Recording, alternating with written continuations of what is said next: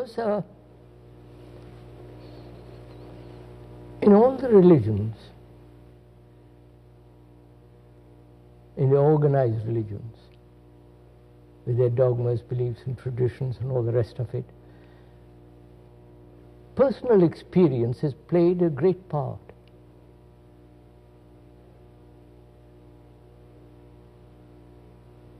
The person has become extraordinarily important. Not the teachings, not the reality, but the person. And most people seek personal experiences.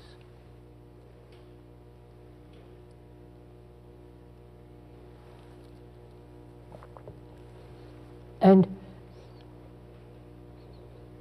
if it is a personal experience of a person, then it has very little validity. Because that experience may be merely a projection of one's own intentions, fears and hopes and all the rest of it. So personal experience has very little validity in religious matters. And yet man, human beings, right throughout the world have emphasized the person. The person represents to them the tradition, the authority, the way of life,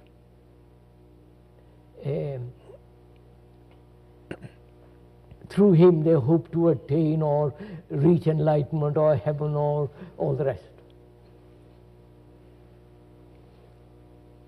Personal experience has really no value at all where truth is concerned.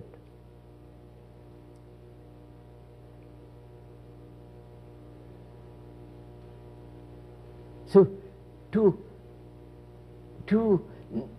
negate personal experience is to negate the me, because the me is the very essence of all experience, which is the past. And when the religious people go on missions or come over to this country from India and so on, they're really doing propaganda, and a propaganda has no value with regard to them, because then it becomes a lie. So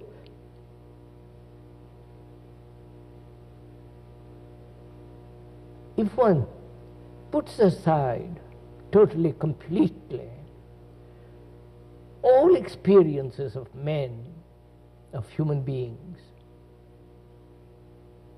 and their systems, their practices, their rituals, their dogmas, their concepts. That is, if one can actually do it, not theoretically, but factually, say, wipe it all out.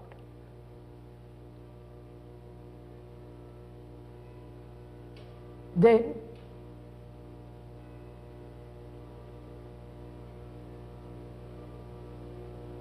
what is the quality of the mind that's no longer held in the matrix of experience?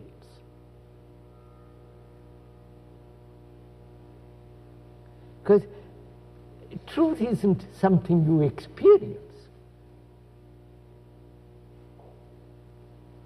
Truth isn't something towards which you gradually progress.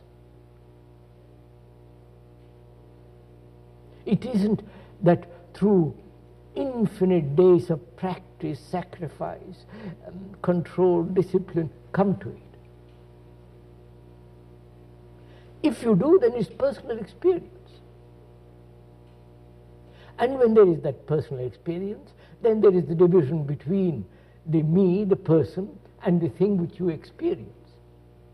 Though you may try to identify yourself with that experience, with that thing, there is still the division. Seeing all this, how organized religions have really destroyed truth,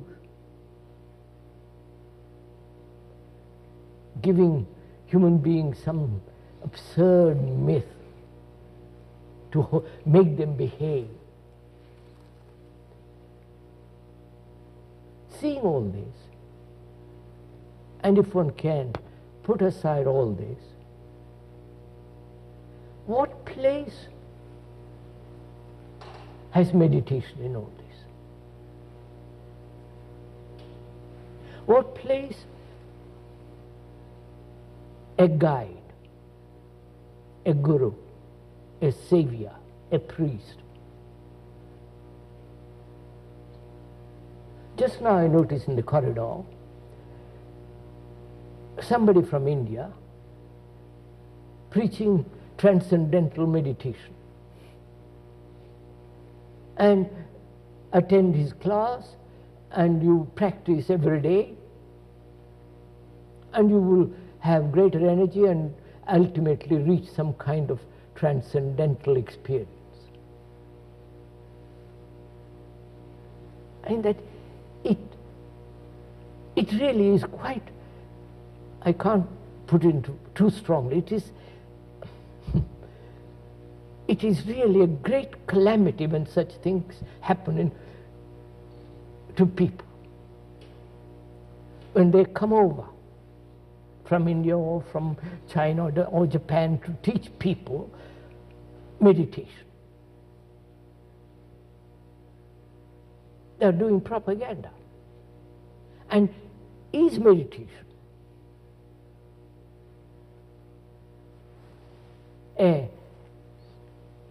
a thing that you practice daily, which means practice means conforming to a pattern, imitating,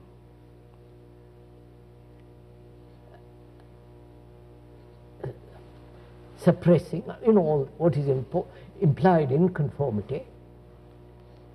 Can such conformity to any pattern, doesn't matter what it is, can that ever lead to truth? Obviously not.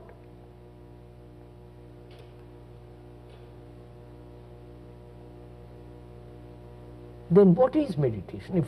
If practicing a system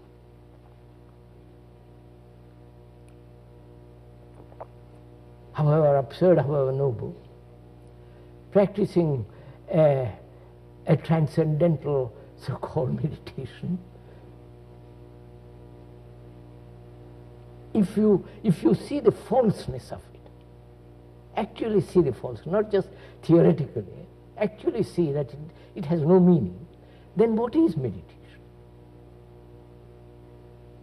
Then what is, first of all, the traditional meditation,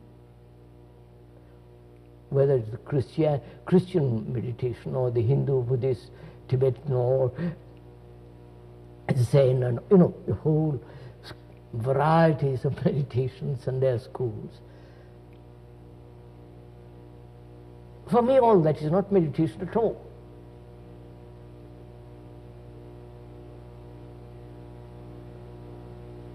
Then what is meditation? Perhaps we could discuss that, could we? Yes, I think so.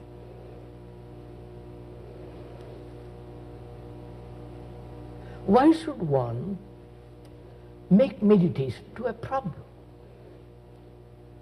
We have got enough problems, human beings, both physically and psychologically. Why add another problem about meditation? You follow what I mean? Why give a human being one extra problem when he's got 1,000 problems? So,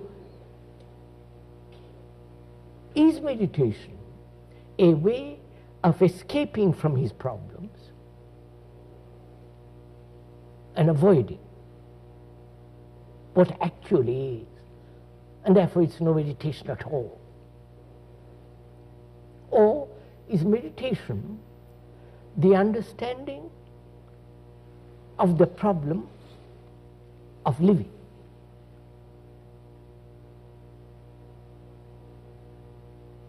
Not avoiding it, of the daily living with all its problems. If that is not understood, if that is not put in order, I mean, I can go and sit in a corner and follow somebody who will teach me transcendental or nonsensical meditation, and it will no meaning at all. Right, sir? So what is it to you to meditate? What does it mean? I hope I haven't made it too difficult for you to answer this question, because I deny all that. To me, all that kind of meditation, of practice, of constantly repeating a word, as they do in India, as they do in Tibet, as they do all over the world, Ave Maria or some other word, repeat, it doesn't mean nothing. You make the mind more absurd and grotesque than it is. So, if I may, together, inquire into this question. Is it because it's a long established tradition that you must meditate, and therefore we meditate? I mean, a Brahmin boy, when I was a small boy, I vaguely remember, being a Brahmin, you went through a certain ceremony. At that time, you are told to sit quiet, close your eyes, meditate, think about, the whole thing was set going.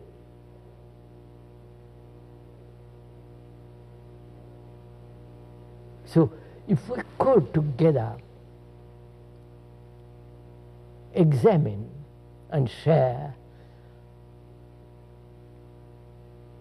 what is meditation, what are the implications of it, why should one meditate at all?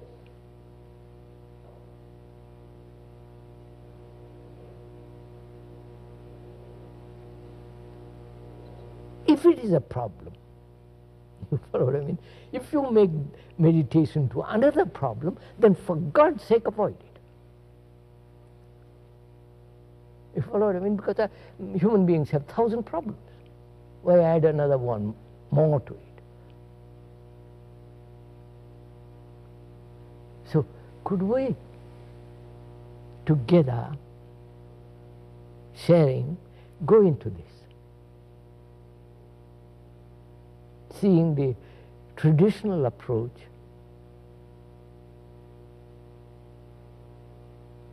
and seeing their absurdity. Because you see, sir,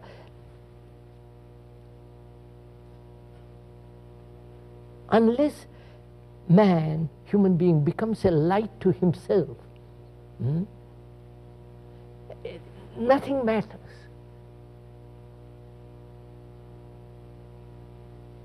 Because if you are depending on somebody, then you are in a state of perpetual anxiety.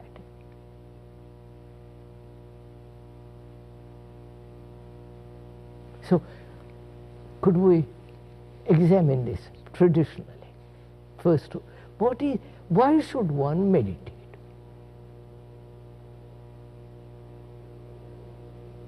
Don't you think in the living situation of a man that meditation happens as part of a life situation?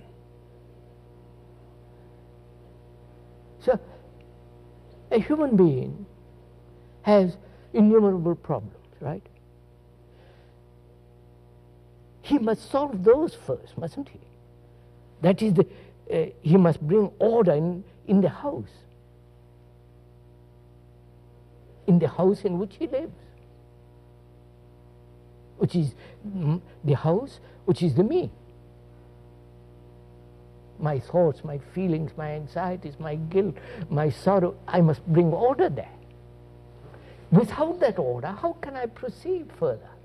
Well, the problem is that if you try to solve the problem, if you look for order, then you're doesn't seem to be looking for further chaos. No, I'm not looking for order. I am inquiring that there is disorder. That's right, yes. And I want to know why there is disorder. I'm not wanting to find order. Then I have all the gurus and all the gang coming. I don't want order. I only want to find out why in one's life there is such chaos and disorder.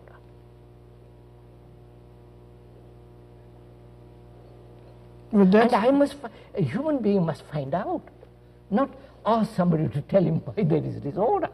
Well, you can't find out intellectually. Intellect is part of the whole structure. You can't deny the intellect. Well, but you can't use intellect to solve the intellectual problem. No.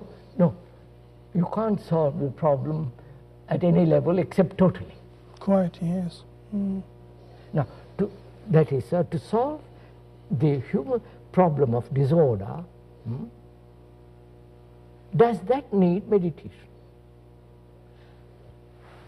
In the ordinary sense of the accepted word meditation. I wouldn't say the conventional sense of meditation, but the meditation in the extraordinary sense. What do you mean by that, if I may ask? Extraordinary sense of meditation is trying to see the disorder as a part of the direction. To see disorder? To see disorder as order, if you like to call it. No. Or to see the disorder as order. No, to see disorder.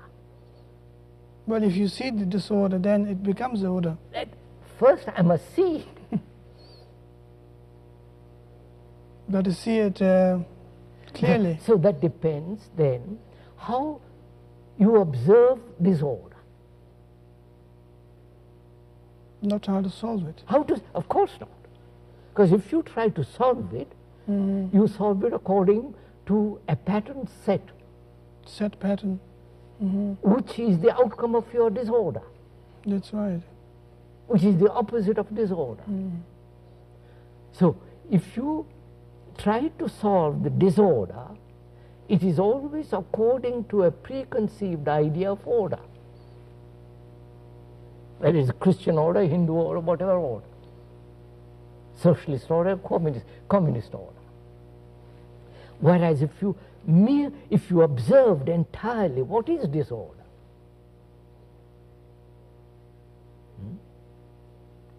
then there is no duality in that. I don't. Yes, I see what you mean. How is one to observe this total disorder which human beings live?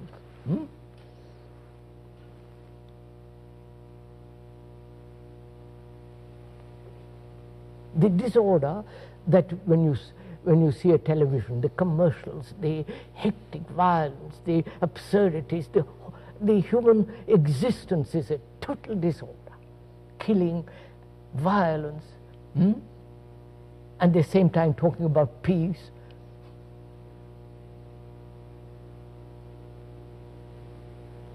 So we come to the question,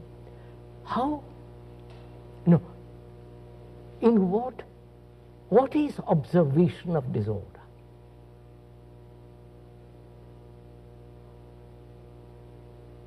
Do you see it from the me as separate and the thing which is disorder? Well, that's already disorder. Isn't it?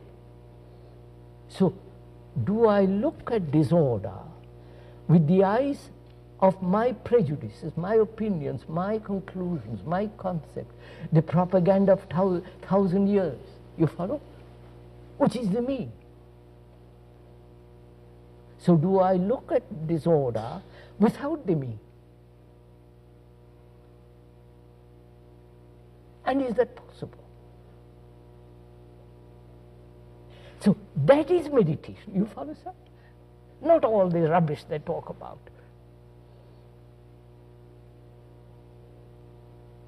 To observe without division. To observe without the me who is the very essence of the past. The me that says, I should not, I must not. The me that says, I must achieve, I must gain God or whatever it is. So can there be an observation without the me? You see, if that question is put to an orthodox meditator, you would say it can't, because the me is there. So I must get rid of the me. So to get rid of the me is I must practice, which means I'm emphasizing the me.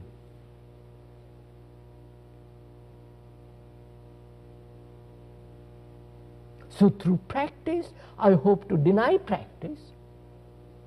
Through practice, I hope to eradicate the result of that practice, which is still the me. So you're caught in a vicious circle. So the traditional approach, as I see it, as one has observed it, not as I see it, but as one has observed it in the world, is to emphasize the me in a very subtle way, but it is to strengthen the me. The me that's going to sit next to God. Think of the absurdity of it.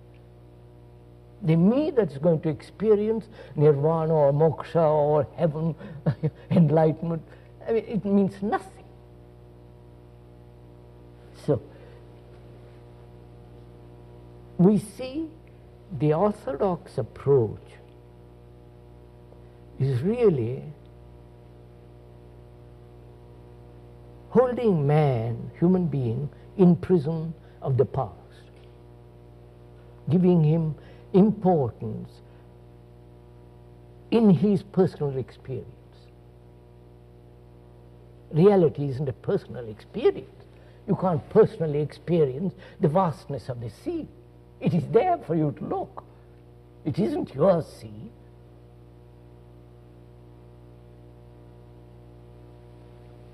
So if you put that aside, then the question arises, is it ever possible to see without the me? To observe this total disorder of the human beings, their lives, the way they live, is it possible to observe it without division?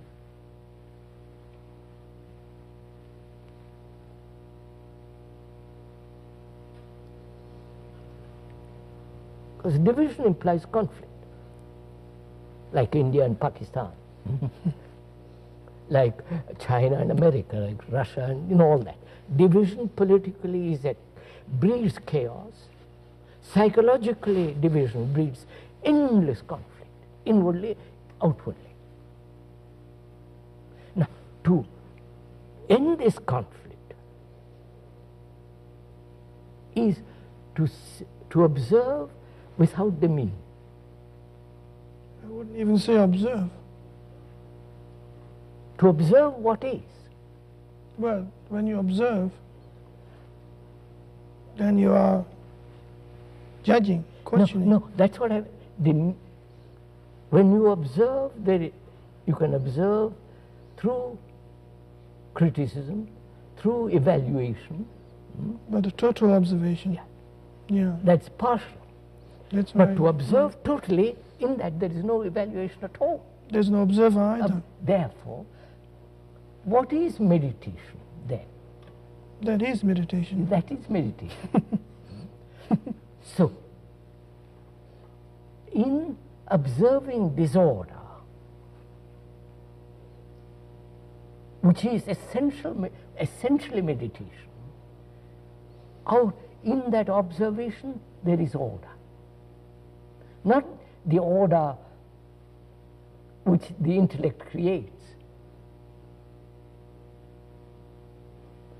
So meditation is not a personal search for personal experience, right? Meditation is not the search for a transcendental experience which will give you great energy to become more mischievous. Meditation is not personal achievement sitting next to God. Meditation then is a state of mind in which the me is absent, and therefore that very absence brings order. And that order must exist to go any further. You follow? So without that order, I mean, things become silly. It's like these people who go around dancing, chanting and repeating Krishna, Krishna, all that silly stuff. That's not order. They're creating colossal disorder. As the Christians are creating great disorder, as the Hindus have, but as long as you are held within a pattern, you must create disorder in the world. When you say, well, America must be superpower, you're going to create disorder.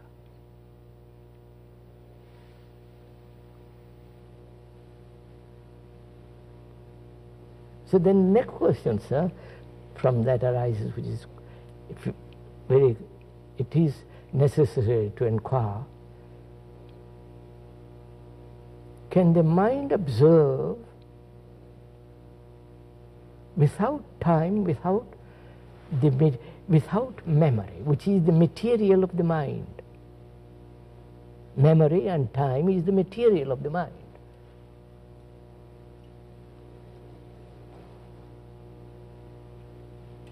Can it observe without those two elements, time and memory? Because if it observes with memory, the memory is the center, the me, right? And time is the me also. Time is being the evolution of the brain cells as evolving, becoming all the rest. So can the mind observe without memory and time?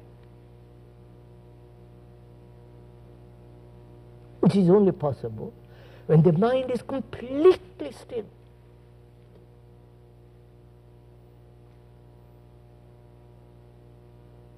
And the traditional people recognize this. So they say, we must practice in order to be silent.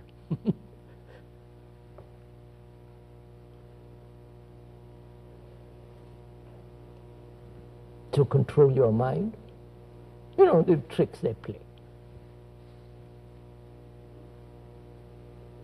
I don't see any particular importance in the making emphasis on the stillness of the mind, particularly at all, because if one is able to see the non-dualistic way of looking at situations, then you have a further energy to flow out, rather than trying to create a stillness. You can only have further energy to flow, greater energy, when the mind is quiet, obviously. But the making emphasis on the stillness is... No. We said to observe disorder, the me with its memories, with its structure of time must not be. then in that quality there is a quietness of the mind which observes. That stillness is not an acquired, practiced thing. It comes naturally when you have order.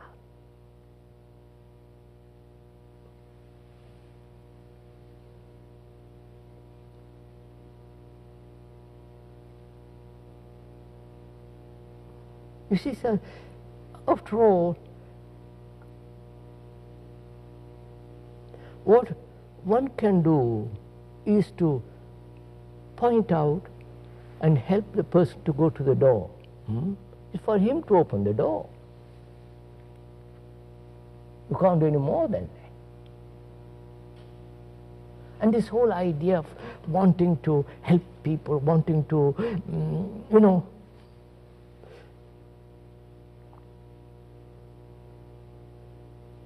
you become a do-gooder. And a do-gooder is not a religious man at all.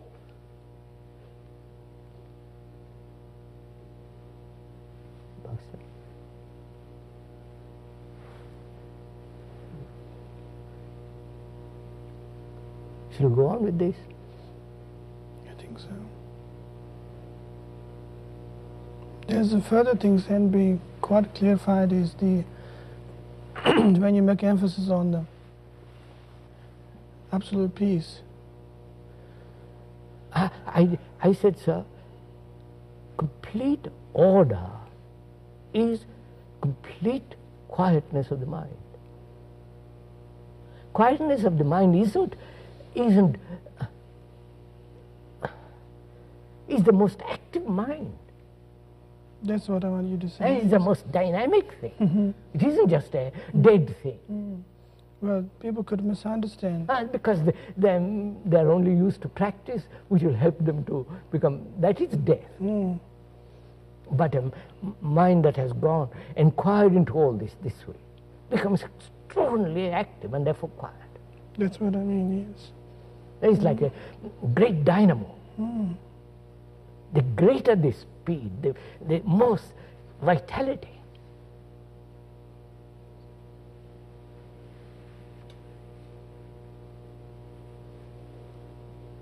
Of course, the man, I don't know, is seeking more energy. He wants more energy to go to the moon, to go and live under the sea. You follow, he's striving to have more and more and more. And I think this search for more does lead to disorder.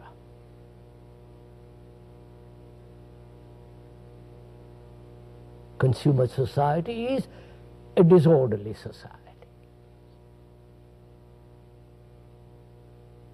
You see, the other day I saw in some place a paper tissue, Kleenex, which is all beautifully decorated.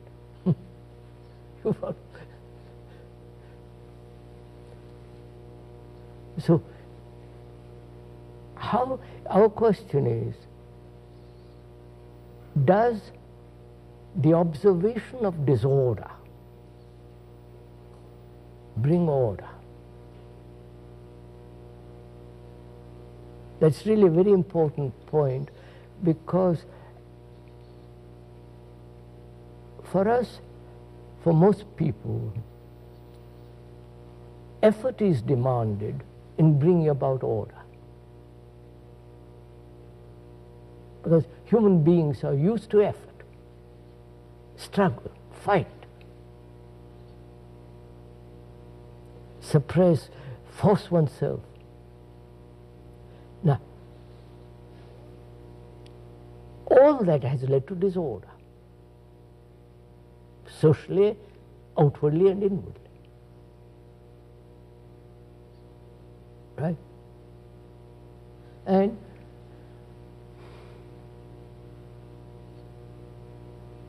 the difficulty with human beings is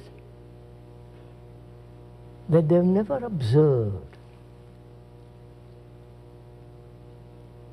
They have never observed a tree, a bird, without division.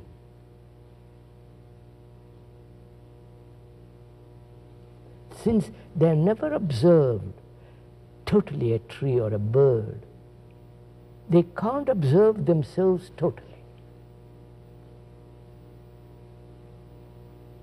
They can't see the total disorder in which one lives. There is always an idea, partially, there is somewhere in me there is order which is looking at disorder.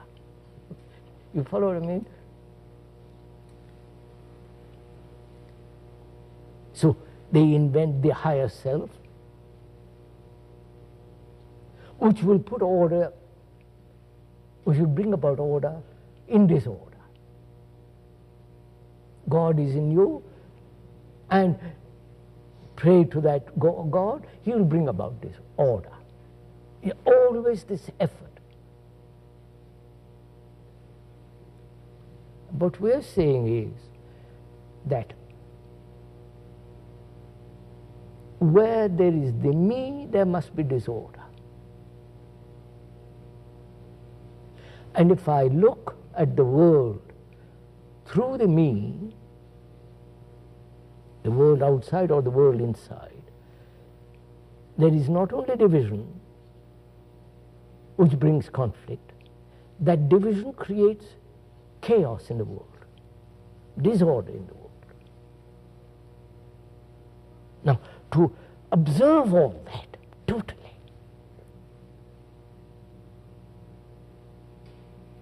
in which there is no division, this observation is meditation. For that you don't have to practice. All that you have to do is to be aware what exactly is going on inside and outside. Just to be aware.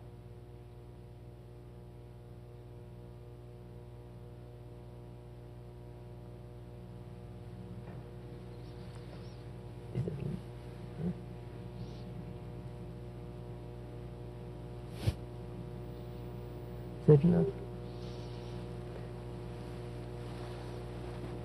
It's enough, isn't it? I think we have That's enough, isn't it?